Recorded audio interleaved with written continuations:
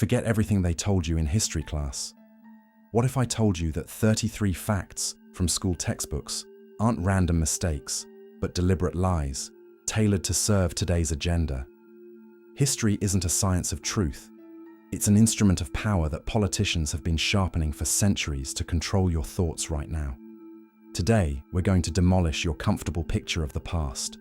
From myths about one that never existed, to fake maps where disputed territories are colored in the two shade. From heroes who were actually psychopaths and looters, to wars where liberators pillaged just as brutally as invaders. From scientific 3 who stole colleagues' ideas, to golden ages built on the bones of slaves. Step by step, fact by fact. 33 blows to everything you've been forced to believe. To every country, every empire, every textbook. Because lies aren't the exception. They're a system that works the same way everywhere. You'll leave this video with the feeling that you've been fed fairy tales for years to control your present. Your memory is a battlefield, and you didn't even know you'd already lost it back in 5th grade. Ready to break the pattern? History isn't a collection of dates and portraits of heroes in frames. It's a battlefield where victors write textbooks and losers vanish from memory. Every line in a school paragraph is the result of a choice: what to show, what to hide, what to embellish. And this choice isn't made by scientists seeking truth. It's made by those who need power over your consciousness today. Imagine the 19th century, the era of nation-states. Europe, the Americas, Asia, everywhere the same fever. Politicians assembling scattered territories into unified countries. But conquering lands isn't enough. You need to make people believe they've always been one nation, that they have common ancestors, common enemies, a common destiny stretching back 1,000 years. For this, commissions are created. Historians, poets, philologists sit down together. The task is simple to the point of cynicism. Fabricate a for a monolithic people with ancient roots, a golden beginning, and eternal enemies across the border. Why? To unite millions under one flag, to justify wars over disputed lands, to explain why neighbors are enemies, not just different people, to instill the belief your country has always been great, and if something's wrong now, blame the outsiders. These sagas end up in textbooks. Textbooks get into schools. Schools get into the heads of millions of children. And 20 years later, no one remembers that all this was invented in an office with a monarch's portrait on the wall. The process happened simultaneously worldwide. In Paris, academics debated from which year to count France as 5. In Berlin, philologists reconstructed the 6 from fragments of medieval poems. In London, historians transformed pirate raids into a 7. In Tokyo, ideologues constructed an unbroken line of emperors from the sun goddess. Everywhere the same method. Take the chaos of reality and package it into a beautiful, consistent story. The main characters in this story aren't kings or generals. They're anonymous editors, chroniclers who rewrote history, curriculum designers, people without monuments or formal portraits. They take scattered chronicles, archaeological findings, folk legends, and glue them into a smooth narrative. Remove contradictions, throw out inconvenient facts, add heroism where there was cowardice, erase shame, polish crimes. British 19th century historian Thomas Macaulay wrote explicitly, quote, 8. Not study the past, create it. French academics cleaned medieval chronicles of mentions of religious wars between Catholics and Huguenots. Why spoil the picture of a unified nation with conflicts? German philologists invented, quote, 9 of Germanic tribes, stretching myths over reality. Russian Slavophiles romanticized ancient Rus, turning scattered principalities into a golden age of unity. American educators molded, quote, 10 without sins, though they kept slaves and exterminated indigenous populations. Everywhere the same scheme, everywhere the same goal. Create the illusion that a people is an eternal entity, not a random mixture of tribes and cultures. That the state isn't the result of wars and accidents, but the logical outcome of millennia of development. That current borders are just and historically grounded, not lines drawn after the last big war. And it worked. Entire generations grew up convinced that their version of history was the only correct one, that neighbors taught children errors and propaganda, while they themselves had pure truth. Every country looked in the textbook's mirror and saw a hero. Everyone else in that mirror was either victim or villain. The first crack in this myth appeared quite recently. Genetics. DNA analyses from the 2000s exploded the entire construction. Scientists took bone samples from ancient burials across Europe, Asia, America. And what did they discover? There are no quote 11. There never were. Europe is a mix of Bronze Age steppe nomads, Roman legionaries, Arab traders, Scandinavian Vikings. Asia, waves of Mongols, Turks, Persians, Chinese, mixed over thousands of years. America, an interweaving of indigenous tribes, European colonists, African slaves. Every 300 to 400 years, a new wave of migrations, new genes, new languages, new gods. And each time this mixing created what would later be called a quote 12 populations, moved, mixed, disappeared, appeared anew. Farmers displaced hunters, nomads conquered farmers, empires mixed everyone into a new cocktail. What seemed eternal and unchanging actually changed every few centuries. But textbooks stay silent. Genetic maps don't make it into school paragraphs. Why destroy a beautiful legend with scientific facts? Why admit that your eternal people is the result of chaotic migrations, wars, rapes, trade, mixed marriages? Why tell school children that their great-great-great-grandfathers were strangers to this land, coming from somewhere else? Question for you. If even scientists with microscopes and DNA databases can't change school textbooks, then who actually rules your memory? Who decides which past you should know and which to forget? And most importantly, why? What's the benefit of keeping you in the illusion of an eternal people and historical justice? Now you'll see 33 specific myths, 33 examples of how you've been deceived since first grade. This isn't conspiracy theory.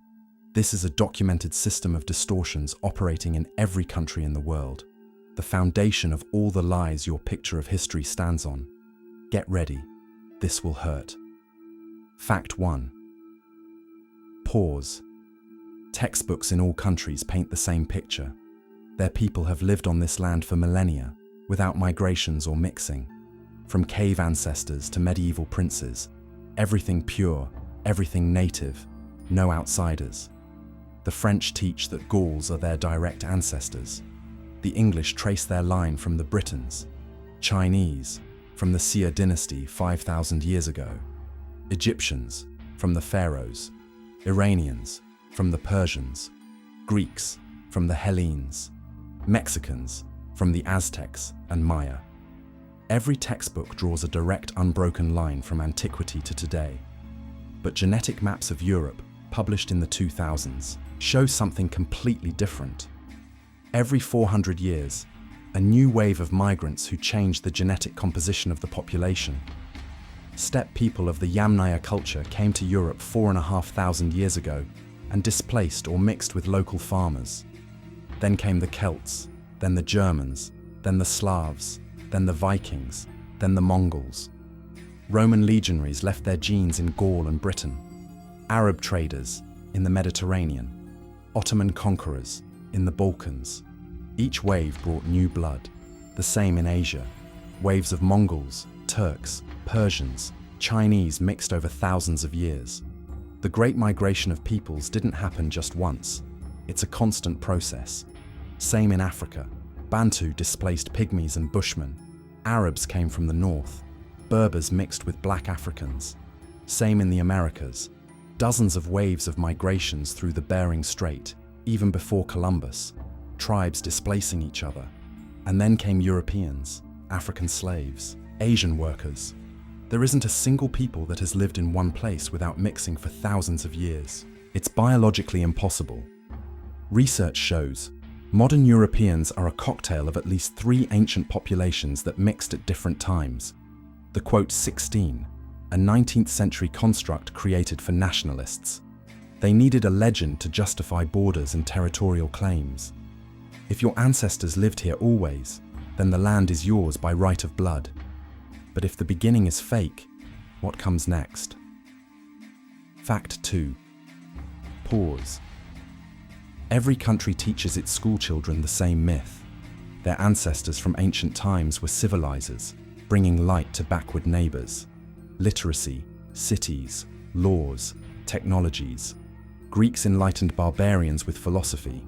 Romans brought order to wild European tribes. Arabs saved the knowledge of antiquity from obscurantism. Chinese taught the periphery writing and crafts. Europeans brought progress to Africa and Asia. Every textbook portrays its people as the source of civilization, and neighbors as grateful students or savages resisting the good. Reality is the opposite.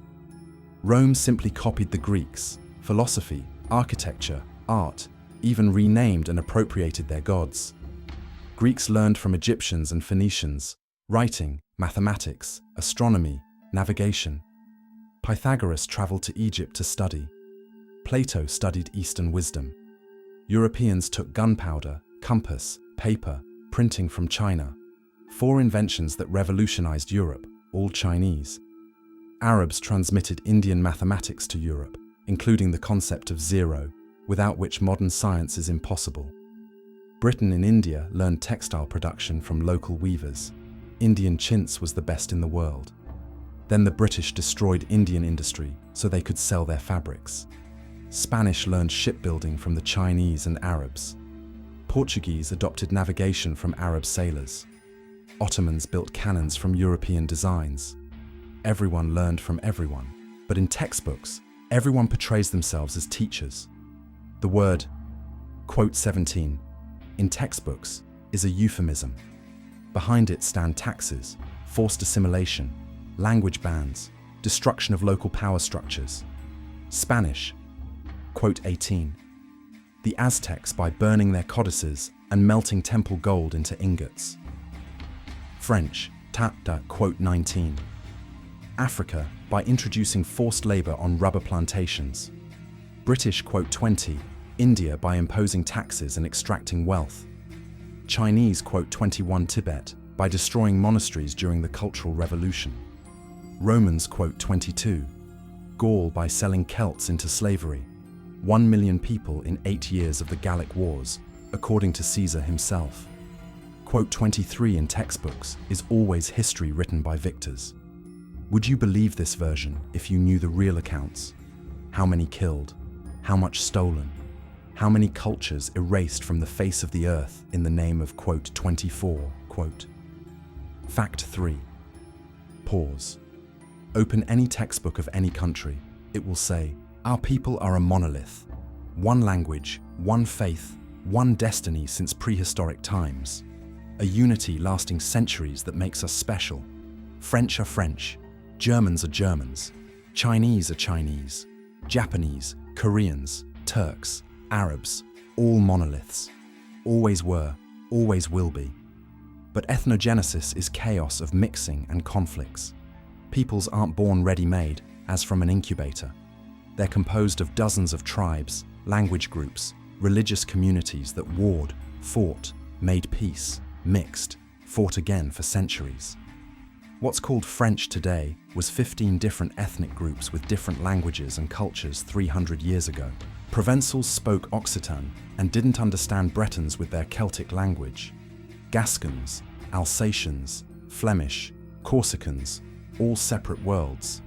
Alsatians were closer to Germans than to Parisians. Unity was created by force and school. Napoleon banned regional languages in the army and administration. The Third Republic introduced compulsory education in the Parisian dialect. Children were beaten for Breton or Occitan in school.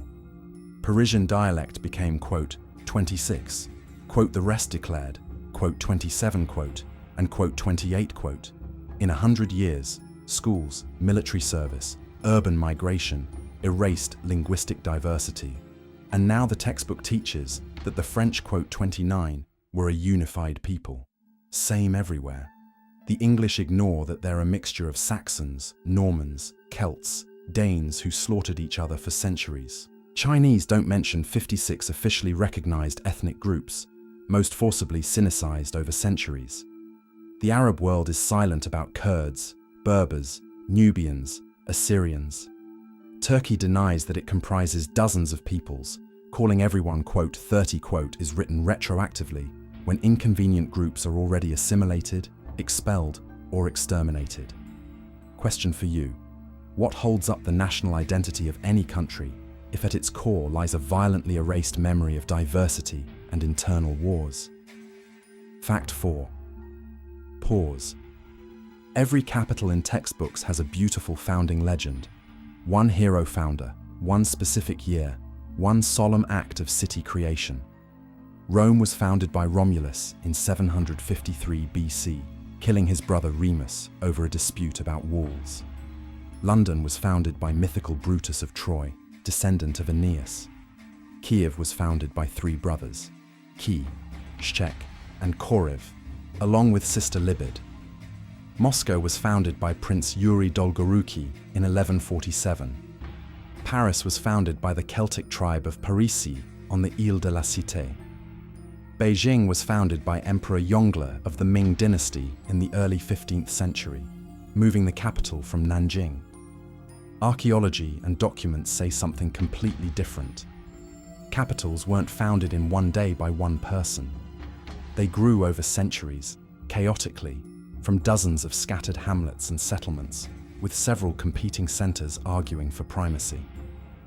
Rome wasn't an act of founding, but gradual merger of Latin and Sabine villages on 7 hills by the 7th–6th centuries BC. There was no Romulus. It's a retrospect. Which date is the founding? Moscow is mentioned in chronicles as a village long before Dolgoruki. He just built a fortification there, and the date was chosen retrospectively for an anniversary. Paris was the Gallic fortification Lutetia, conquered by Caesar, turned into a Roman garrison, then a Frankish city. Legends about founders are 19th century political glue. States needed anniversaries for celebration and identity strengthening. They needed a precise date for monuments. They needed a hero founder for statues and textbooks. Reality, dirty hamlets that no one dated, growing for centuries without a plan, wouldn't do. So historians chose the first mention in a chronicle, attributed the achievement to a prince or emperor, and declared it the, quote, 33, quote. What's more important to you? A textbook with a beautiful legend, or archaeological excavations showing the city grew chaotically for 300 years without any founder? Fact 5. Pause. In every textbook of every country, there's a clear map. Who's an ally? Who's an enemy? And this map is presented as eternal truth, embedded in the nature of peoples. England and France, eternal enemies of the Middle Ages, the 100 Years' War proves it. Persia and Greece, eternal antagonists since antiquity. Germany and France, hereditary opponents since Charlemagne. China and steppe nomads, millennial conflict of civilization versus barbarism.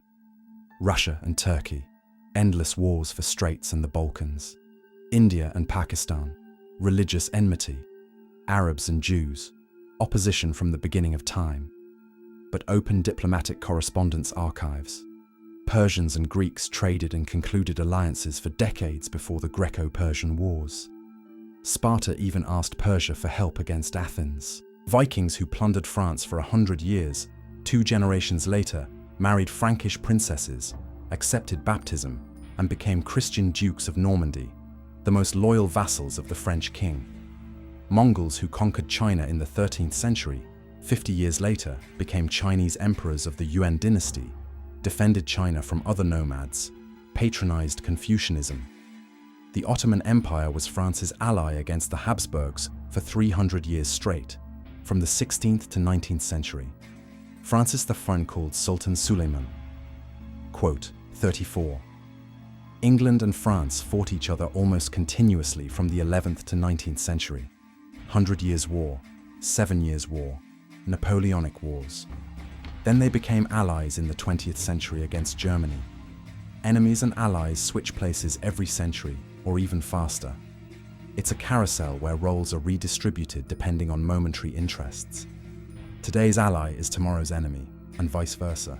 But textbooks need a stable picture for simplicity. Us and them, good and evil, friends and enemies. So they take a slice of history, usually the last big war that grandfathers remember, and stretch it over the entire past. Why do textbooks in all countries peddle stability of enemies and allies, when real diplomatic history is a constant kaleidoscopic change of alliances based on pragmatic interests? Fact 6. Pause. Ancient rulers in textbooks of all countries are portrayed as infallible heroes, wise strategists, just legislators, brave warriors, patrons of the arts. Alexander the Great, great conqueror, spreader of Hellenic culture to the east. Julius Caesar, brilliant politician, commander, writer. Genghis Khan, creator of the largest empire in history, unifier of Mongol tribes, legislator. Charlemagne, unifier of Europe, patron of sciences and education. Qin Shi Huang, first emperor of unified China, builder of the Great Wall, creator of unified writing. But documents written by contemporaries paint psychopaths and tyrants. Alexander the Great killed his best friend Clytus with a spear in a drunken brawl at a feast because Clytus reminded him he owed half his success to his father Philip. Burned Persepolis, the cultural and religious capital of Persia, in a drunken frenzy after an orgy at the urging of the courtesan Thais. Declared himself a god and demanded worship, killing those who refused. Died at 32 from alcoholism and wounds. Julius Caesar ruined the Roman Republic with monstrous debts, bribing voters. Started a civil war because he feared trial for corruption. In Gaul, he massacred entire tribes for glory and profit. By his own count in Commentaries on the Gallic War, 1 million Celts killed, 1 million sold into slavery in 8 years. Contemporaries called him a tyrant and killed him in the Senate with knives. Genghis Khan ordered entire cities wiped out if they resisted. Merv, Urgench, Nishapur, hundreds of thousands killed in each. In Baghdad, the Mongols killed between 200,000 and 1 million people, destroyed libraries and observatories. Pyramids of skulls were erected as warnings. His grandson Hulagu boasted that rivers ran black from the ink of burned books and red from the blood of scholars. Qin Shi Huang buried alive 460 Confucian scholars who disagreed with his policies, known as the calamity of scholars. Burned books across China, destroying unwanted texts. Built the Great Wall on the bones of hundreds of thousands of convict laborers. Charlemagne forcibly baptized pagan Saxons. 30 years of bloody wars, mass executions of those who refused baptism, forced deportation. All these details exist in historical sources. But 19th-20th century school textbooks romanticize these people to create a pantheon of national or imperial heroes. Polish the gloss for patriotism. So your historical idols from 5th grade are actually paranoid psychopaths with delusions of grandeur and seas of blood on their hands. Fact 7. Pause. Textbooks of all peoples paint the same nostalgic fairy tale. A golden age at the beginning of history. A time of justice, abundance, wisdom, harmony with nature, destroyed later by invader raids or internal decline. Ancient Greece, cradle of democracy, philosophy, arts. Ancient Rome, order, law, engineering perfection. Ancient Egypt, millennial wisdom of priests and pharaonic greatness. Ancient Rus, harmony and brotherhood of Slavic tribes. Golden age of Islam, science, poetry, religious tolerance. Confucian China of the Sage era. India of the Mahabharata times. Idyll in the past for consolation in the present and pride in ancestors. Reality of the ancient world. Slavery, cruelty, ignorance, disease, short life, constant wars. Ancient Greece, cradle of democracy, was sustained by slave labor. In Athens, slaves comprised 1/3 to half the population. They were tortured in courts because Athenians believed a free man could lie, but a slave under torture would tell the truth. Women had no civil rights whatsoever. Sparta, a totalitarian military camp where weak infants were killed by throwing them off a cliff, and annually they held crypteia, secret hunts for helot slaves to train youth. Ancient Rome was built on conquests and plunder of provinces. Legions devastated captured lands. Gladiatorial games, mass killings for crowd entertainment. Thousands of people and animals perished in the arena in a day. Emperors, Caligula declared himself a god and executed people on a whim. Nero killed his mother and wife. Commodus was insane and fought in the arena. Maya and Aztecs of Central America sacrificed thousands to the gods annually, cutting out the hearts of living victims atop pyramids. The sacrifice calendar ran year-round. Ancient Egypt built pyramids on blood and bones. Tens of thousands of workers died from unbearable labor, heat, accidents. Pharaohs were despots, living gods whose word was law. The Golden Age is a retrospective idol painted by romantics and nationalists many centuries later. The real past was dirty, cruel, unjust. But textbooks need pride in ancestors. If antiquity everywhere is artistic montage and embellishment, what awaits us further in school history? Empires. And there the lies will be even more brazen. Fact 8. Pause. Textbooks of all empires in the world teach schoolchildren one sacred myth. The empire brought its subjects order, development, prosperity, civilization. The school picture is identical everywhere: building roads, opening schools and hospitals, introducing laws, eradicating savagery. The Roman Empire brought Pax Romana, Roman peace and civilization to barbarians. The British Empire brought progress to backward peoples of Asia and Africa. The French, enlightenment and republican values. The Russian, culture and protection of small peoples. The Ottoman, justice and religious tolerance. The Chinese, harmony and high culture to the periphery. The Japanese, modernization to neighbors. Every empire in its national textbooks is portrayed as benefactor of conquered peoples. Open provincial and colonial archives. Reality is written in numbers and blood. Taxes in colonies, 3 times higher than under local rulers before conquest. Uprisings against imperial rule every 10 to 20 years, suppressed by mass executions and punitive expeditions. Deportations of entire peoples to free up fertile lands. British India paid for progress and order with famine. In the 19th century alone, tens of millions of Indians died from organized famine. Rice and wheat harvests were exported to the metropole for sale while Indians died in the fields. Viceroy Lord Lytton in 1876 organized a banquet for 60,000 guests in the midst of a famine that claimed 5 million lives. French Africa operated on a system of forced labor. Every adult male was obliged to work a certain number of days per year on colonizers' plantations or construction sites for free. Refusal was punished with prison or beatings. Spanish America lost up to 90% of its indigenous population in 100 years after the conquest. Diseases, slave labor in Potosi silver mines, punitive expeditions against rebels. Belgian Congo under King Leopold II lost 10 to 15 million people, half the population. Slaves on rubber plantations had their hands cut off for failing to meet collection quotas. Photos of these hands in the European press caused a scandal in the early 20th century. Imperial order, its chains and gallows under multicolored flags.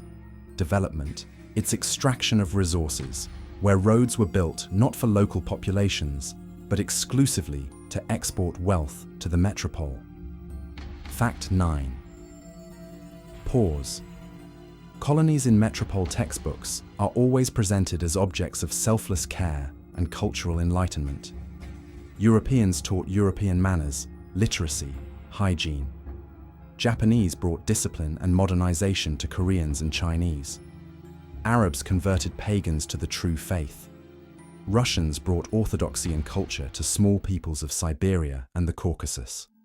The white man's burden, according to Kipling. French civilizing mission. Schools, hospitals, telegraph, railways, all supposedly for the benefit of locals, from pure charity and high ideals. a picture of nobility and metropolitan self-sacrifice for wild peripheries. But look at trade balances and economic reports of colonial administrations. Numbers are cold and merciless. Africa exported to Europe gold, diamonds, rubber, palm oil, ivory, copper, cobalt, valuable wood, and 12 million slaves over 300 years of slave trade. India exported to Britain cotton for pennies, tea, spices, opium, jute, saltpeter. Britain deliberately destroyed Bengal's textile industry. Weavers had fingers cut off so they wouldn't compete with Manchester factories. Indian textiles, the world's best, were strangled so India would buy cheap English fabrics. Latin America exported to Spain tons of silver from Potosi and Guanajuato mines, so much it collapsed silver prices in Europe and caused the 16th century price revolution inflation. Indians died in mines from exhaustion, mercury poisoning, cave-ins. China was forcibly turned by the British into an opium sales market. They grew it in India and sold it to China by force, unleashing 2 opium wars when China tried to ban the drug, killing the population. Indonesia supplied the Netherlands with spices, rubber, oil. Congo, rubber and ivory to Belgium. Algeria, wine and grain to France. Behind every school and hospital on the colony's coast stood hundreds of ships exporting wealth. The ratio of investment to extracted wealth, 1 to 100 at best. 1 missionary hospital per 10,000 tons of exported resources. Enlightenment everywhere is a smokescreen for systematic robbery. Philanthropy with a rifle in one hand and shackles in the other. How much did someone else's quote 41 really cost if you count precisely in tons of gold, millions of lives, and stolen centuries of development? Fact 10. Pause. Imperial expansions and conquests in textbooks are always justified by some high historical mission. Every empire packaged its seizures in beautiful ideological wrapping. Rome brought civilized order to barbarian tribes of Europe, Asia, Africa. Britain, technical progress and enlightenment to backward Asia and dark Africa. France, republican values of liberty, equality, fraternity to peoples ignorant of democracy. Japan, co-prosperity sphere and industrial development to Korea, Manchuria, China. USSR, internationalist brotherhood of peoples and socialist justice to oppressed peripheries of the Tsarist Empire. Spain, true Catholic faith to American pagans. China, Confucian harmony to rebellious Tibet and Xinjiang. Ottoman Empire, Islamic justice to Christian Balkans. Every conquest generously doused with beautiful words about the good of the conquered. Reality is recorded in military reports and financial documents. Rome systematically plundered conquered Greece, exported statues, paintings, libraries, temple treasures. Roman orator Cicero complained that Greece after Roman, quote 42, quote, turned into a devastated wasteland. Spain massacred the Aztec and Inca empires for gold and silver. Hernán Cortés melted Montezuma's treasures weighing several tons, leaving not a single artistic artifact for history. Francisco Pizarro captured gold ransom for Inca Emperor Atahualpa, a room 7 by 5 meters, filled with gold to the height of a raised hand, and then strangled the emperor with a garrote anyway. France in Algeria from the 1830s conducted mass village clearances, enfumades, when Arabs were driven into caves and smoke pumped in, suffocating entire tribes with wives and children. Marshal Bugeaud boasted he left no stone standing in rebellious regions. Japan in Korea banned Korean language in schools from 1910, forced Koreans to take Japanese names, exported millions of tons of rice while Koreans starved. Britain in 1947 divided India along religious lines upon departure, creating Pakistan. 1 to 2 million people died in Hindu-Muslim communal violence. 10 to 20 million became refugees. The USSR deported entire peoples accused of collaboration. Chechens, Ingush, Crimean Tatars, Kalmyks, Balkars, Karachais, Meskhetian Turks, Koreans, to Kazakhstan and Siberia in trains, where tens of thousands died en route, and the first winter from hunger and cold. Historical mission? It's greed dressed in the mantle of philosophical virtue in all empires of the world, without a single exception. Fact 11. Pause. Territorial conquests in empire textbooks are always presented as voluntary accession of grateful peoples, fraternal unity for common goals. Local elites themselves asked for patronage and protection from enemies. Plebiscites, friendship treaties, peaceful agreements on joining. Metropole textbooks paint a neat picture of consent, mutual benefit, and civilized procedures. Military archives and field reports document continuous bloody resistance. Gauls resisted Roman conquest for 200 years with a series of uprisings, from Vercingetorix, who raised Gaul in 52 BC, to Civilis's Batavian revolt in 69 AD. Julius Caesar suppressed Gallic rebellions with mass executions, crucifixions, sale into slavery. Indigenous peoples of the Americas resisted Spanish, then English, French, Portuguese, Americans for 400 years continuously, from Atahualpa raising the Incas against Pizarro, to Tupac Amaru in 18th century Peru, from Mayan uprisings to wars with Comanches, Apaches, Seminoles, Dakotas, up to Geronimo in the 19th century. The Caucasus resisted Russian expansion for 100 years, the Caucasian War of 1817 to 1864, Imam Shamil and his imamate, Circassians, Chechens. Resistance ended with mass deportation of Circassians to the Ottoman Empire. Up to 1 million people, hundreds of thousands died en route.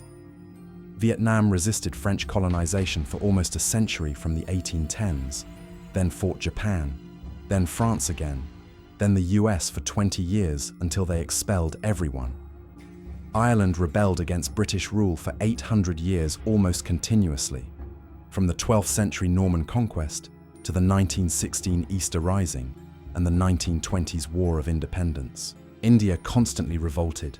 The 1857 Great Sepoy Uprising was suppressed by executing thousands of rebels, tying them to cannon muzzles and blowing them apart with shots for intimidation. Algeria fought France for 130 years, from the 1830s conquest to the 1954 to 62 War of Independence, which claimed 1 million Algerian lives. Voluntary accession, its consent from cannons, bayonets, gallows, and mass graves in all empires of the world. Treaties written in blood on parchment. Fact 12. Pause. Imperial construction projects in textbooks are always shown as triumphs of engineering thought, organization, human genius. Egypt's pyramids, architectural wonder of the world. The Great Wall of China, grandiose symbol of unity and defense. Roman aqueducts and roads, peak of ancient technology. Trans-Siberian Railway, feat of conquering vast spaces. Panama Canal, man's victory over nature. Indian Railways, gift of British civilization. Every textbook of every country takes pride in its great construction projects and engineering achievements. But textbooks carefully omit the price in human lives. The Great Wall of China was built with interruptions for about 300 years, starting with the Qin dynasty. Millions of convict laborers, peasants on corvée labor, prisoners of war worked and died from hunger, cold, exhaustion, accidents. A Chinese proverb states directly, modern estimates, hundreds of thousands, possibly millions killed over centuries of construction. Egypt's pyramids were built not by slaves in the classical sense, as previously thought, but by peasants on state corvée labor. Tens of thousands worked months per year, undernourished, died from sunstroke, collapses, accidents transporting blocks. Pharaoh Khufu ruined the country's economy to build his tomb 146 meters high from 2.3 million stone blocks. The Panama Canal cost 25,000 workers' lives from malaria, yellow fever, dysentery, accidents during blasting work. The French started construction in 1882, lost 20,000 people in 8 years, and went bankrupt. Americans bought the project, finished the canal by 1914, losing another 5,000. The Trans-Siberian Railway was built by convicts, Chinese coolie workers for pennies, soldiers. The Tsarist government kept no exact loss figures, but the count goes into tens of thousands frozen, dead from disease, crushed during work. The White Sea Canal was built by 126,000 Gulag prisoners in 20 months. Officially 12,000 died. Researchers estimate the real figure 3 times higher, up to 40,000. Triumph of engineering. It's a giant cemetery under every ceremonial arch, under every kilometre of rails in every country in the world. Fact 13. Pause. Lost wars in textbooks of all countries without exception are packaged in the beautiful formula of Quote 44. Tired from continuous victories. Enemy forces were numerically superior, died with honor, without staining the banners. The enemy won by mass, not by skill and bravery. Moral victory despite military defeat. Every rout is transformed retroactively into a heroic episode of national history worthy of pride. Military documents, reports, participants' memoirs speak of complete total defeat without embellishment. Carthage didn't just lose the Third Punic War to Rome, it was methodically erased from the face of the earth in 146 BC. The city was besieged for 3 years, taken by storm, burned for 17 days straight. 50,000 survivors from a population of 300,000 were sold into slavery. The city was razed to the ground. Legend says the earth was sown with salt, so nothing would grow. From the great maritime power, Rome's rival, not a stone remained. The Byzantine Empire fell in 1453, not in a noble last battle, but in chaos, blood, and plunder. Constantinople was stormed by Turks. Defenders were outnumbered 10-1. Walls were breached by cannons. The city was plundered for 3 days by laws of war. Hagia Sophia was desecrated, turned into a mosque. The last Byzantine emperor, Constantine XI Palaiologos, died in street fighting, having thrown off imperial regalia. His body was identified on a pile of corpses by boots embroidered with golden eagles. The Austro-Hungarian Empire didn't just lose World War I, it literally fell apart into pieces. The Habsburg Empire ceased to exist in 1918. The dynasty lost all thrones. The country was dismembered into 7 successor states. France capitulated to Nazi Germany in 1940 after 6 weeks of blitzkrieg. The government fled Paris. The city surrendered without a fight, declared open. Half the country was occupied by Germans. The second half turned into the collaborationist puppet Vichy regime. Nobility in defeat. Its complete military, political, economic rout, covered in textbooks with euphemisms and beautiful phrases about honor and dignity. Fact 14. Pause. Textbooks in all countries of the world give each war one simple, understandable cause. One event, one villain, one obvious reason for the start. The Trojan War started because of the abduction of beautiful Helen. World War I, because of the assassination of the Austrian Archduke in Sarajevo. World War II, because of one evil dictator who seized power. Vietnam War, ideological confrontation of capitalism and communism. Napoleonic Wars, ambitions of one Corsican. Every war is simplified to a children's tale about good and evil, with an understandable beginning, middle, and end. The reality of any war is decades of accumulated contradictions, economic conflicts, secret treaties, dynastic disputes, trade wars, territorial claims, accumulated grievances. World War I was prepared for at least 20 years before the shot in Sarajevo. Arms race between great powers, colonial conflicts in Africa and Asia, series of Balkan crises and wars, Franco-German enmity since 1870, Anglo-German naval rivalry, system of secret alliances dividing Europe into 2 hostile camps. Gavrilo Princip's shot on June 28, 1914, was not a cause, but a pretext. If not this shot, European chancelleries would have found another pretext in a month or year. War was inevitable for economic and geopolitical reasons. World War II isn't just evil Hitler. It's the Treaty of Versailles that strangled Germany with unbearable reparations and territorial losses. It's the 1929 World Economic Crisis. It's the League of Nations' failure to contain aggressors. It's Britain and France's appeasement policy, allowing Germany to remilitarize. It's the Munich Agreement and partition of Czechoslovakia. It's secret protocols of the Molotov-Ribbentrop Pact on dividing Eastern Europe. It's Japanese aggression in China since 1931. The most complex web of causes, not one villain. The Trojan War, if it was even a real event and not literary fiction, is the struggle of Mycenaean Greeks for control of trade routes through the Dardanelles, not revenge for an abducted queen. Vietnam is the struggle for spheres of influence in decolonizing Southeast Asia, access to resources, American fears of communist domino effect, not just ideological confrontation. The simplified single cause in textbooks is a lie for lazy minds in every school curriculum in the world. Real war never starts in one day because of one event. It ripens for decades. Fact 15. Pause. In textbooks of each warring country, the first side to shoot is automatically declared the aggressor and culprit of war. Whoever first pulled the trigger is the villain, bearing all moral blame. Serbian nationalists provoked Austria by shooting the heir to the throne. Japanese treacherously attacked Pearl Harbor on December 7, 1941, without declaring war. Poles were first to shoot at German positions at Westerplatte.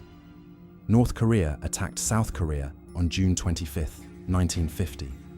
This is the standard formula for accusation. Whoever technically shot first is the aggressor.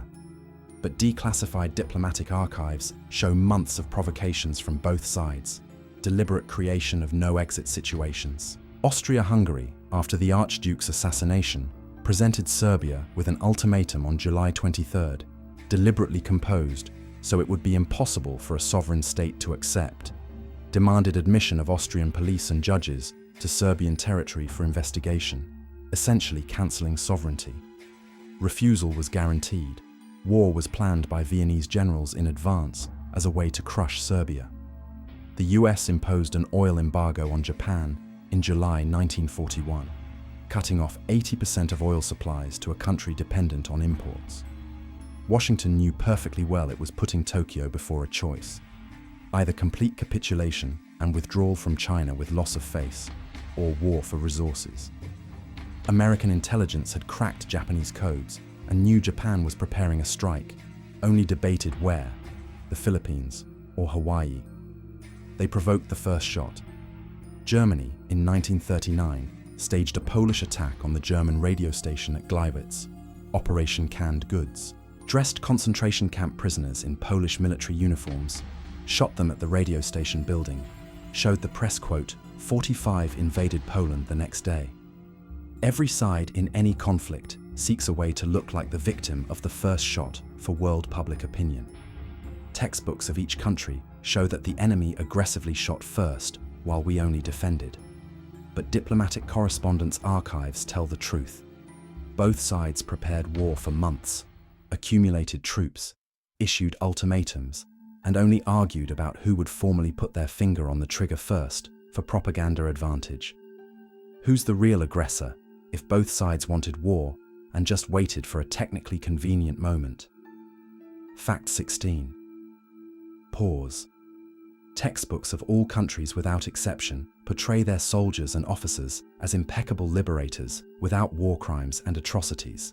The army came to foreign territory, defeated evil, liberated the oppressed people from tyranny, restored justice, left. A beautiful, clean picture of heroism, nobility, chivalrous behavior. War crimes and atrocities are committed only by enemies. They rape, plunder, kill civilians. Our soldiers, no, only defend and liberate. But declassified military archives, participants' diaries, memoirs, military tribunal materials, eyewitness testimonies show a completely different picture.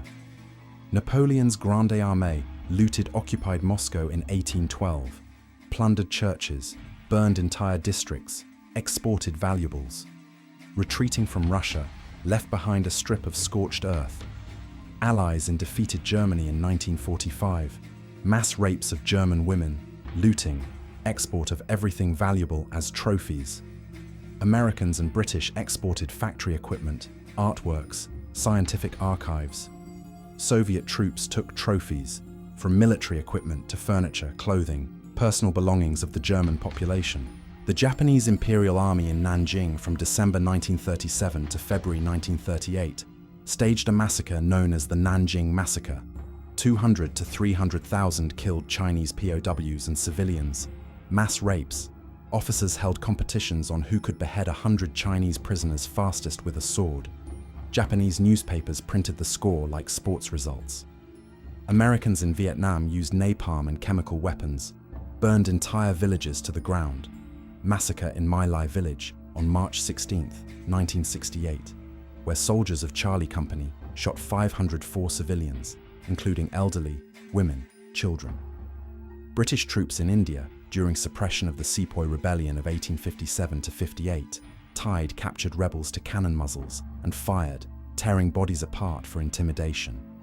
The Ottoman Empire in WWI committed genocide of the Armenian population. 1 to 1.5 million Armenians deported, killed, died from hunger in Syrian deserts. German troops in Belgium in 1914 shot hostages, burned Leuven Library. Clean, noble liberators with violence, axes, looting, and war crimes in every army in the world without exception.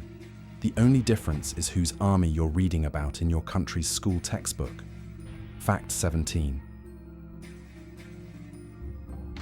Pause. Textbooks of all countries of the world show neat, rounded, convenient-to-remember figures of military losses. 1 million killed, period. A beautiful round number, easy for a schoolchild to remember for a test. But military archives and historians' research, opening decades after wars, show real losses are double or even triple the official figures from textbooks. And these are only direct military losses. Add civilian population killed from bombings, refugees who died from hunger and disease, epidemics that followed armies, and the figures skyrocket. Germany in early post-war textbooks understated World War II losses, spoke of 5 million military dead.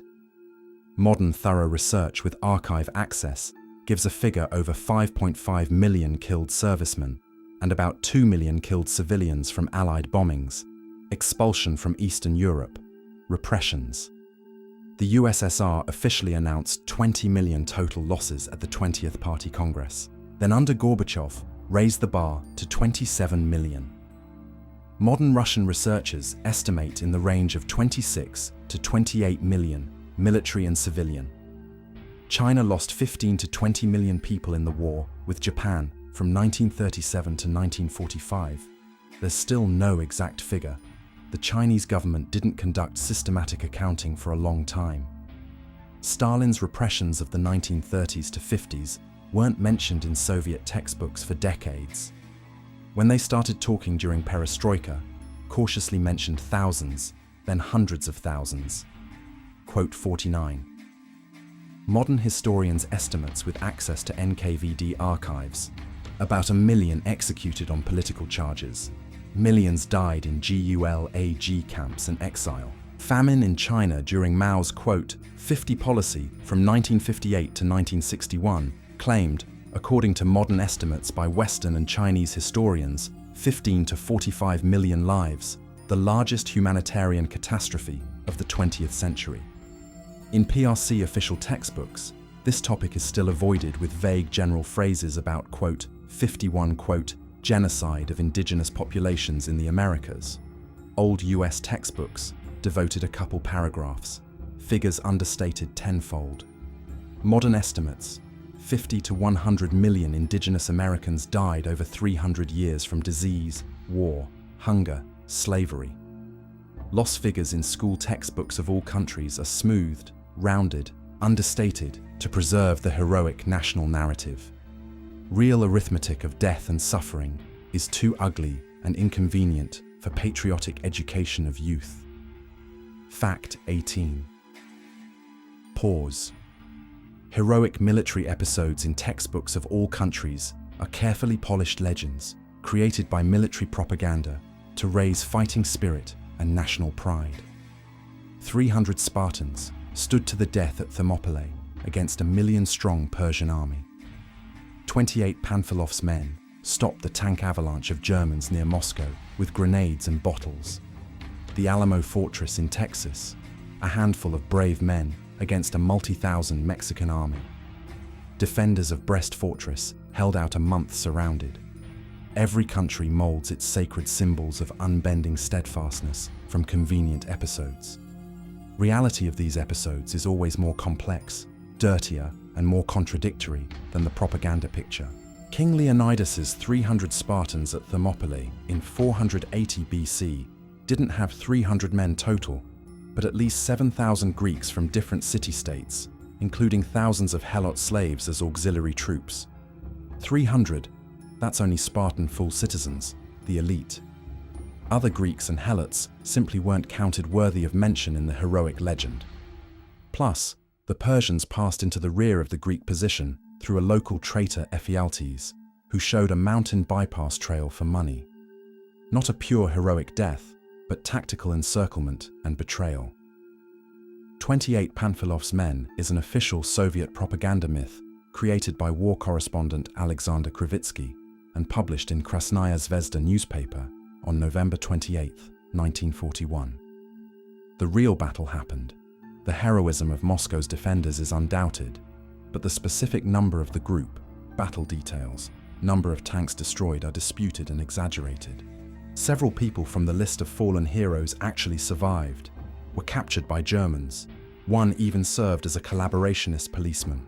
Post-war investigation by Military Prosecutor's Office in 1956 established discrepancies with the official version, but results were classified. The Alamo Fortress in Texas in 1836, a military failure for Texans. The fortress was stormed by Mexicans under General Santa Anna. Texans lost. The fortress fell. All defenders died, including American West legends Davy Crockett and Jim Bowie. But Texan and later American propaganda turned military defeat into a sacred symbol of bravery and self-sacrifice for freedom. The convenient heroic myth in textbooks is always more valuable than complex contradictory reality for instilling patriotism. Fact 19. Pause. Textbooks of all countries of the world portray their military and political alliances as ideologically pure and morally impeccable. We befriended only good, right countries. Never made deals with tyrants and dictators. Never concluded cynical alliances with monsters for gain. Always were strictly on the side of good, justice, and progress. Allies were selected by ideological principles and common values, not by naked pragmatism. Diplomatic documents show absolute pragmatism without morality and ideology. USSR and Nazi Germany divided Poland by secret protocol of the Molotov-Ribbentrop Pact of August 23, 1939. Joint parade of the Red Army and Wehrmacht in captured Brest on September 22nd. Deliveries of Soviet oil, grain, strategic raw materials to Germany until June 22, 1941. Stalin helped Hitler's economy bypass the British blockade. Britain and France traded with fascist Italy under Mussolini until 1939, closed their eyes to aggression against Ethiopia in 1935, to intervention in the Spanish Civil War. The US supported right-wing dictatorships throughout Latin America during the entire Cold War. Pinochet in Chile after the 1973 coup, Videla in Argentina, the Somoza dynasty in Nicaragua, Batista in Cuba before Castro, because they were anti-communists, no matter how many they tortured and killed. France supported puppet dictatorial regimes in Francophone Africa for decades after formal 1960s decolonization, the France-Afrique system. China befriended Pol Pot's regime in Cambodia in the 1970s, which killed 1.5 to 2 million of its own citizens, a quarter of the country's population. The USSR supported dictators around the world under red banners of brotherhood, from Castro in Cuba to Mengistu in Ethiopia. Saudi Arabia, closest US ally in the Middle East since the 1940s, despite absolute monarchy, absence of democracy, severe human rights restrictions. Alliances are always built from temporary need and national benefit in all countries. Ideology and morality are beautiful propaganda cover for real politics of cold calculation of interests. Fact 20. Pause. In textbooks of all victor countries after the end of a great war comes long-awaited peace, light and justice. End to suffering. Evil defeated, good triumphed, peoples can breathe easy. A new just world order is established. Veterans return home as heroes. Restoration and prosperity begin. A beautiful picture of the happy ending of historical drama. But every final victory in reality turns out to be merely a prelude to the next catastrophe. The 1919 Treaty of Versailles after WWI didn't bring peace. It humiliated Germany with impossible reparations, took away territories, limited the army, sowed deep resentment that 20 years later spawned Nazism and Hitler. British economist Keynes, in his 1920 book, predicted Versailles would lead to a new war, was only off by a couple years. The February 1945 Yalta Conference and July-August Potsdam Conference divided the post-war world into spheres of influence of the USSR and the West, which immediately spawned the Cold War, a 45-year global confrontation with an arms race, proxy wars around the world from Korea to Angola, threat of nuclear annihilation, trillions of dollars on weapons instead of development. The 1991 collapse of the USSR didn't bring the promised end of history and eternal peace. It spawned a series of bloody conflicts in the post-Soviet space in Transnistria, Nagorno-Karabakh, Abkhazia, Chechnya, later Georgia, Ukraine. Decolonization of Asia and Africa in the 1950s to 70s, formally liberating hundreds of millions from colonial yoke, left artificial borders drawn by colonizers with a ruler through tribal territories. Result: dozens of civil wars, ethnic cleansings, genocides from India, Pakistan to Rwanda and Sudan. Every great victory sows seeds of the next great tragedy, because victors write peace terms based on their interests, ignoring long-term consequences. History has no happy endings, only pauses between catastrophes. Fact 21. Pause. History and natural science textbooks worldwide for decades taught one beautiful myth. Before Christopher Columbus and the great geographical discoveries, all educated people of the Middle Ages naively believed the Earth was flat. The Church imposed ignorance. Columbus proved the Earth was round by sailing west and not falling off the edge. Triumph of science over religious obscurantism. But medieval geographical maps, circular mappae mundi, depicting Earth as a sphere or disk on a sphere. Educated people of the Middle Ages knew perfectly well about Earth's sphericity. Greek scholar Eratosthenes calculated Earth's circumference with percent accuracy 200 years BC, comparing the angle of sunlight in Alexandria and Syene on summer solstice. Result: 40,000 kilometers, almost the exact modern value. Arab medieval scholars of the 9th–12th centuries knew sphere geometry, calculated distances on Earth's surface, compiled astronomical tables based on spherical model. Christian theologians of the Middle Ages from Augustine to Thomas Aquinas recognized Earth's sphericity in their works. The dispute with Columbus in the Spanish Learned Commission wasn't about Earth's shape, but about distance to India across the Atlantic. The commission correctly calculated that Columbus greatly underestimated the distance, and the expedition would die of hunger in the ocean. Columbus was wrong, and the scholars were right. He accidentally stumbled on an unknown continent that saved the expedition.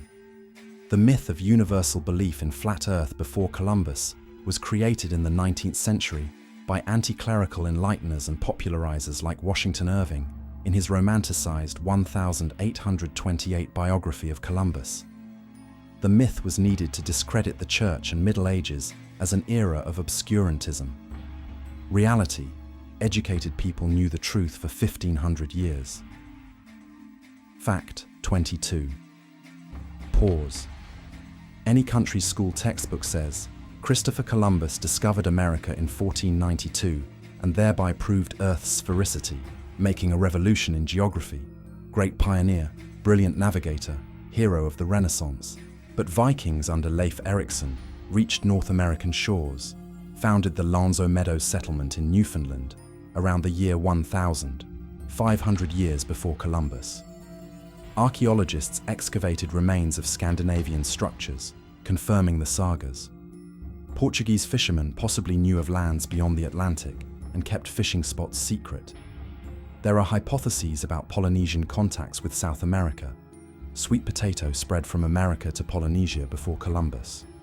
Chinese Admiral Zheng He in the 15th century possibly reached America's west coast. Disputed hypothesis, but his fleet was the world's mightiest. Columbus's educated contemporaries didn't debate planetary shape, they debated size. The Learned Commission at Salamanca correctly calculated that Columbus was wrong about distance to Asia across the Atlantic. Columbus used underestimated Earth circumference and exaggerated estimates of Asia's size. By his calculations, Japan should have been where the Caribbean is. He was off by half. The expedition would have been doomed if it hadn't accidentally stumbled on an unknown continent, which Columbus stubbornly considered Asia until death, not a new continent. Columbus, a stubborn failure with wrong calculations, who by chance stumbled on a continent Vikings had discovered 5 centuries earlier. But Spain, and later the US, needed a pioneering icon for national myth, so they turned him into a hero, ignoring facts. Fact 23. Pause. History textbooks worldwide portray the period after the 476 fall of the Western Roman Empire as the Dark Ages or early Middle Ages. Total intellectual darkness, superstition, degradation, stagnation. Ancient science destroyed. Barbarians burned libraries. The church suppressed knowledge. 1,000 years of obscurantism from the 5th to 15th century, until the Renaissance returned antiquity's light. But this is a caricature created by 18th century enlighteners. The Islamic world from Spain to Persia in the 8th-13th centuries preserved works of Aristotle, Euclid, Ptolemy, Hippocrates, translated them into Arabic, developed algebra, the word itself is Arabic, al-jabr, algorithms, from scholar al-Khwarizmi's name, trigonometry, optics, medicine, astronomy, chemistry. The 9th century Baghdad Hospital was the world's largest. The 15th century Samarkand Observatory compiled the most accurate astronomical tables. Early Middle Ages European monasteries copied and preserved ancient texts. Without monk copyists, there would be no manuscripts for the Renaissance. Charlemagne, in the late 8th, early 9th centuries, organized the Carolingian Renaissance, opened schools, invited scholars, standardized writing. Universities appeared in the 12th to 13th centuries: Bologna, Paris, Oxford, Cambridge. Thomas Aquinas, in the 13th century, synthesized Aristotle and Christian theology. Roger Bacon, in the same century, preached experimental method. Chinese invented gunpowder, compass, paper, printing in the Middle Ages, technologies that later revolutionized Europe. Maya created the most accurate calendar and positional number system with 0. Medieval darkness. It's a transitional period with regional peaks and valleys, blackened later by European romantics and enlighteners, for contrast with quote 57 and quote 58, fact 24. Pause. Textbooks of all countries teach schoolchildren one inspiring model of scientific progress. Great discoveries are made by a lone genius in a moment of insight. Newton. Quote 59.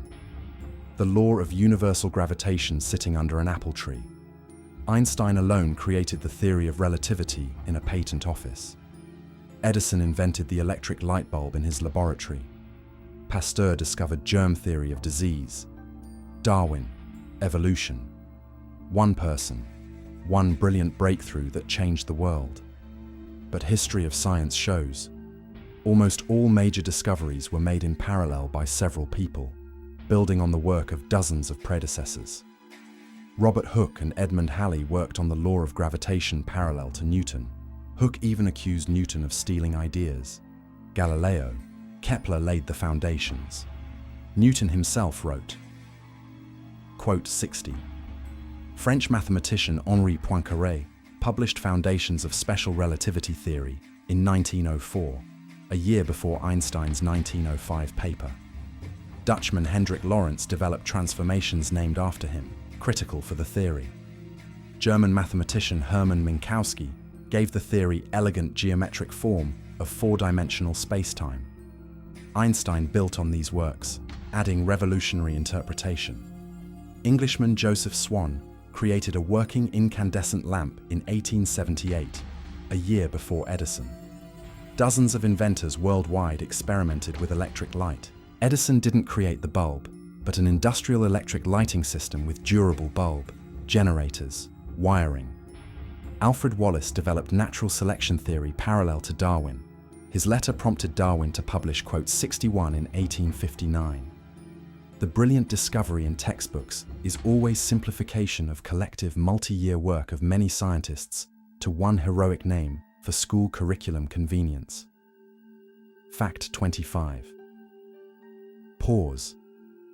The apple falling on Newton's head and inspiring his discovery of the law of gravitation. Archimedes jumping naked from the bath shouting "Eureka!" after discovering buoyancy force.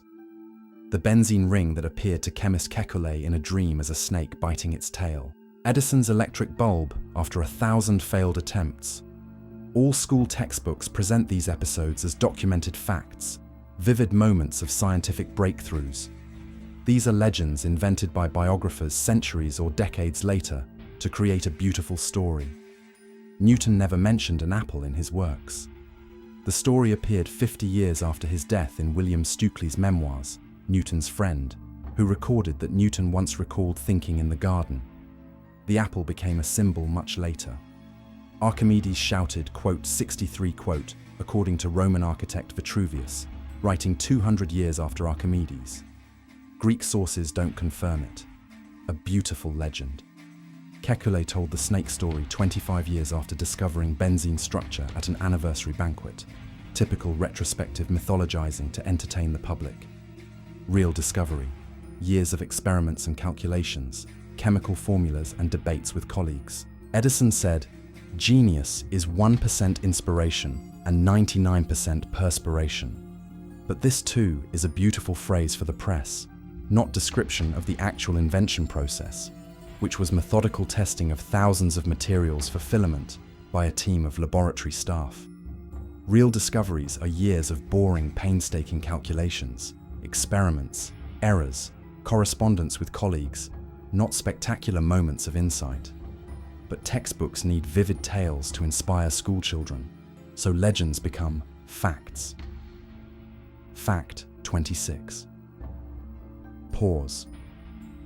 Textbooks of all countries instill in schoolchildren a noble image of science. Scientists are always on the side of pure, selfless truth, outside politics and power, free seekers of knowledge, independent of state and money. Science is objective and neutral.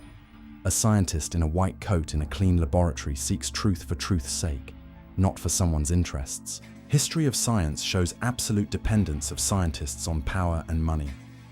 Galileo Galilei worked under pressure from the Catholic Inquisition, was forced to recant the heliocentric system in 1633 under threat of torture, spent the rest of his life under house arrest. German scientists under the Nazis joined the party en masse, served the regime. Physicists developed V-weapons. Chemists created poison gases. Doctors conducted monstrous experiments in concentration camps. Wernher von Braun, creator of the American space program, was previously an SS member and developed V2s, produced by slaves at Mittelbau-Dora factory. Thousands died from exhaustion. Soviet scientists worked in NKVD Sharashkas, secret design bureaus of arrested specialists. Korolev, father of Soviet cosmonautics, sat in the Gulag, worked for the regime. Sakharov created the hydrogen bomb for Stalin before becoming a dissident. American universities received grants from the Pentagon and CIA for decades for weapons development, surveillance, mind control. Project MK Ultra on mind control was CIA funded using scientists. Pharmaceutical corporations fund medical research, getting needed results for drug approval. Science serves whoever pays, state, corporation, army, party, in every country and system. Scientist independence is a myth for textbooks. Fact 27. Pause. National heroes in textbooks of different countries are always praised equally solemnly and unconditionally. Savior of the nation, great commander, wise ruler, symbol of national pride. But open a neighboring country's textbook, and the same person becomes a tyrant, aggressor, criminal. The same historical figure receives diametrically opposite assessments depending on where the textbook is published. Napoleon Bonaparte in French textbooks, brilliant commander, creator of the civil code, modernizer of France, symbol of national greatness. In Russian textbooks, aggressor, enslaver of Europe, invader who burned Moscow. Winston Churchill in British textbooks, greatest leader of the 20th century, savior of democracy from fascism, nation's inspiration in dark times. In Indian textbooks, imperialist, racist, culprit of the 1943 Bengal famine, when 3 million Indians died from hunger while Churchill refused food aid, saying Indians breed like rabbits. Oliver Cromwell in English textbooks, fighter against royal tyranny, defender of Parliament, creator of republic. In Irish textbooks, butcher who staged massacres in Drogheda and Wexford in 1649, 3,500 killed including priests and civilians. Genghis Khan in Mongolian textbooks, creator of great empire, unifier of nation, lawgiver. In textbooks of all neighboring countries from China to Iran, greatest mass murderer in history, barbarian who destroyed civilizations. The image of every hero changes with state borders and political era shifts. One side's hero is another's villain. And these aren't mistakes. This is deliberate memory policy. Fact 28. Pause. A traitor in any country's textbook is portrayed as an absolute monster without complex motives and human context. Simply sold the motherland for gold. Simply cowered at the decisive moment. Simply was a scoundrel from birth. Betrayed from baseness of character. Black and white picture for simplicity of moral lesson. Betrayal is absolute evil, and the traitor is inhuman. But when you open documents, letters, diaries, investigation materials, it turns out every traitor had specific complex reasons.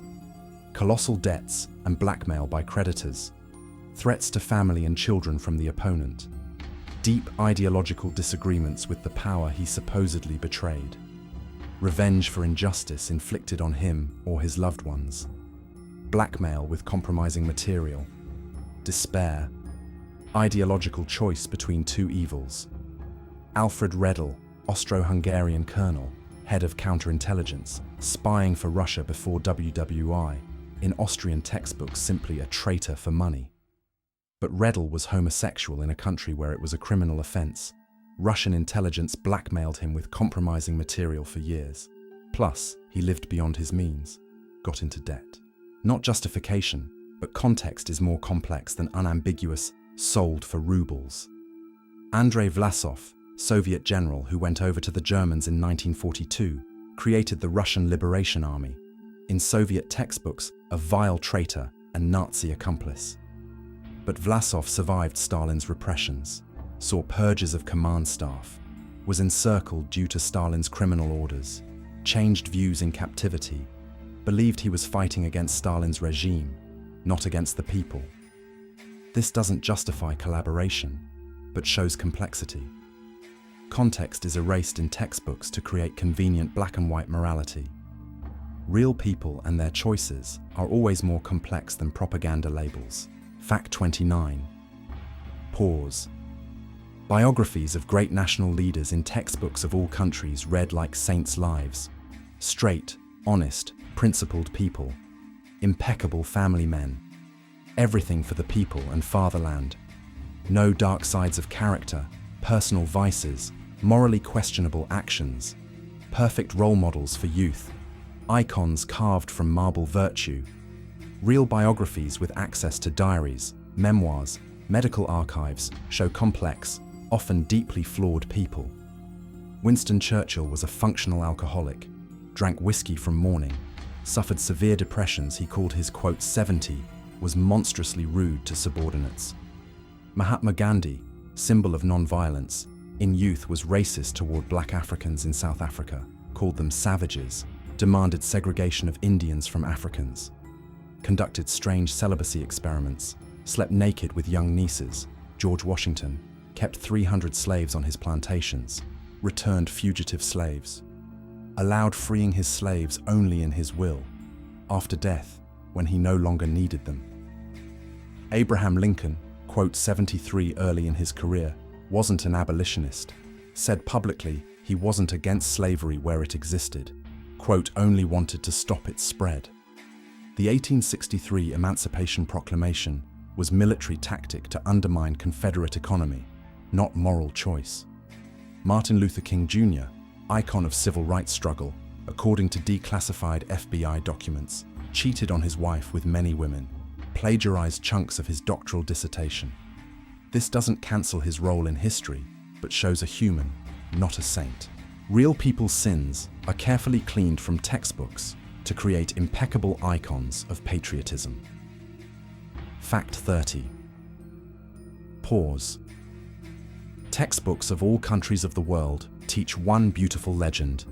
The people were always united and unanimously supported the right side in critical moments of history. Everyone rose as one to defend the motherland. The entire nation supported the liberation struggle. Unity in the face of the enemy. Monolithic will of the people.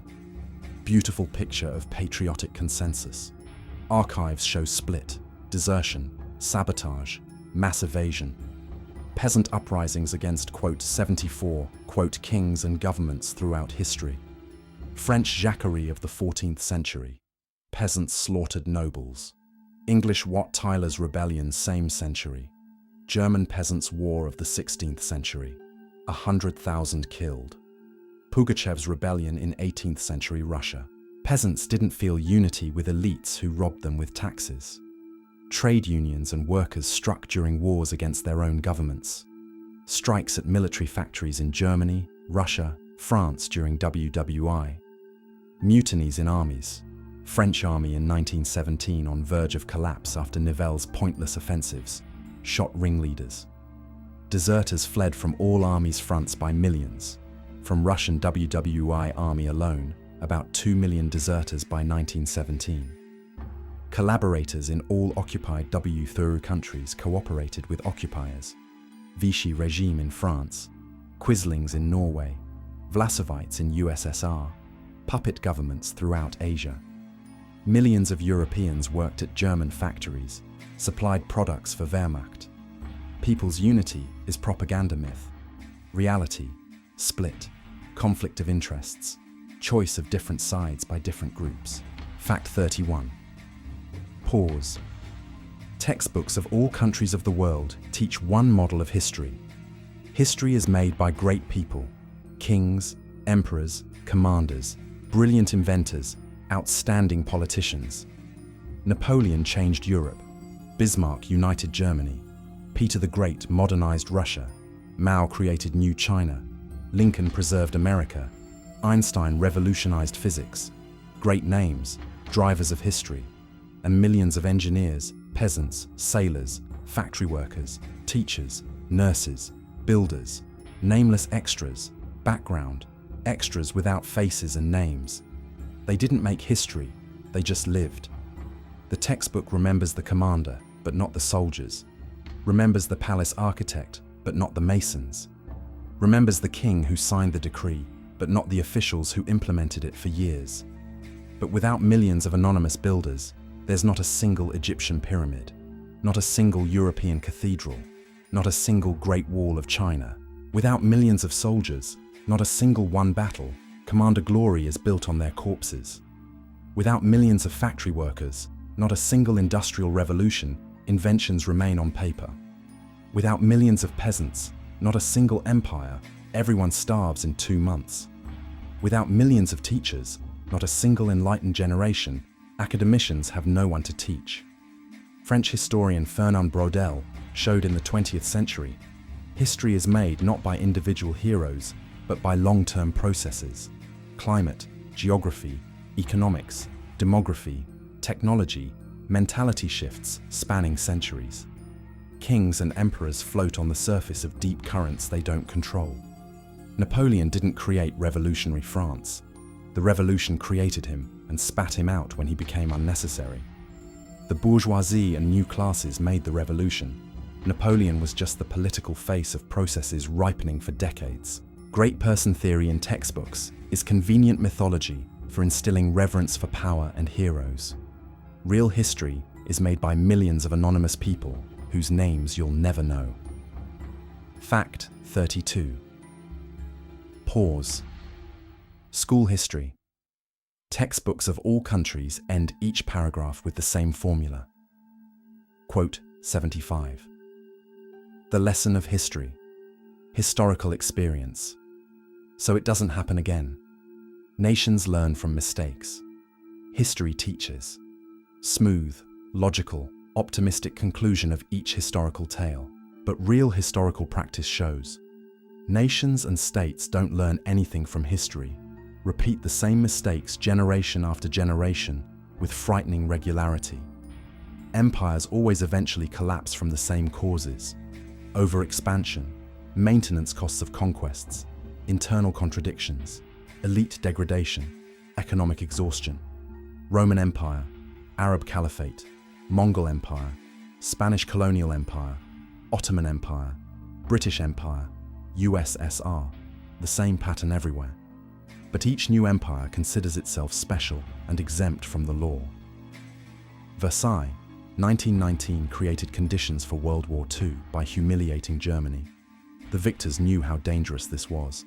There were warnings from economists and diplomats. Yet 30 years later, they carved up post-Wobby Europe at Yalta and Potsdam the same way, sparking the Cold War. 40 years later, they dissolved the USSR chaotically, sparking a chain of regional wars. Same rake, same foreheads, century after century.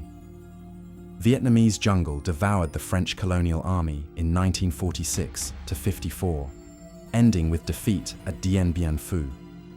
10 years later, Americans entered the same jungle with the same strategy of supporting an unpopular puppet government against guerrillas. Lost the same way. Afghanistan destroyed the British Army 3 times in the 19th-20th centuries. Destroyed the Soviet Army in the 1980s. Destroyed the American Army in the 2000s to the 2020s. Same mountains, same result, different flags on coffins. Every generation thinks it's smarter than the previous one and won't repeat mistakes. Then repeats them, move for move. History doesn't teach. History just watches us step on the same rakes, not even bothering to change the script. Fact 33. Pause.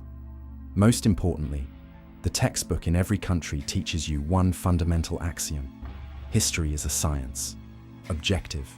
Based on documents and facts. Historians reconstruct the true picture of the past. Everything you study at school is verified truth, not someone's opinion. Trust the textbook, memorize the paragraphs, pass the test. Knowledge equals truth.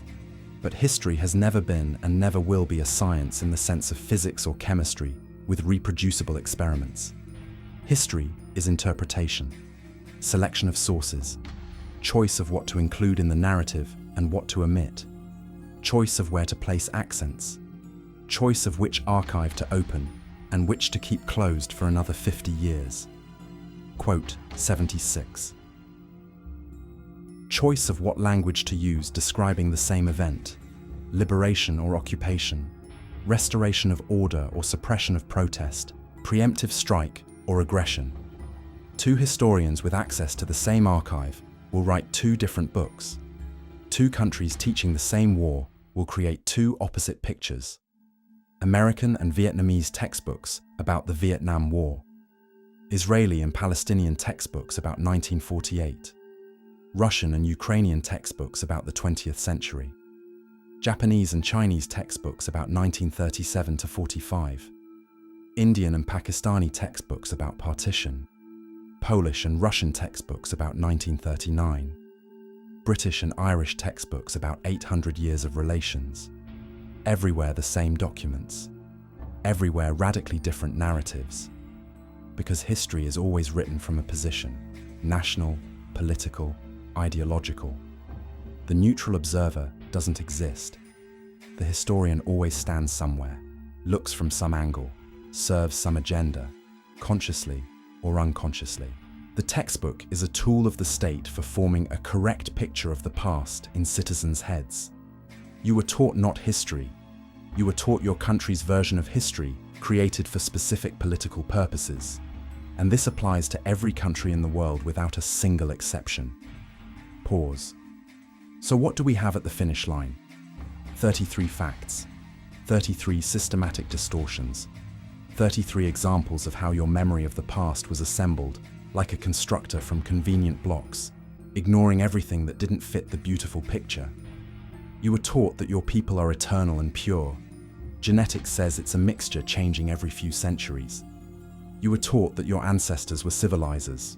Archives say they were conquerors and robbers like everyone else. You were taught about a golden age in the depths of centuries. Reality was slavery, cruelty, short life, ignorance. You were taught that the empire brought good. Colonial reports are full of famine, forced labor, massacres, systematic robbery. You were taught that your soldiers are noble liberators. Military tribunal archives document war crimes in all armies.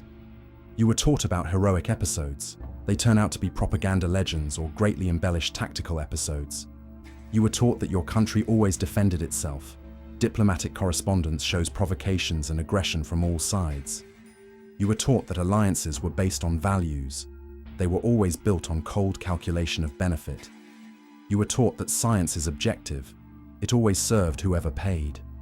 You were taught about lone geniuses. Behind each stands collective work of dozens. You were taught that great people make history. It's made by millions of anonymous workers and soldiers. You were taught that nations learn from history. They repeat the same mistakes century after century.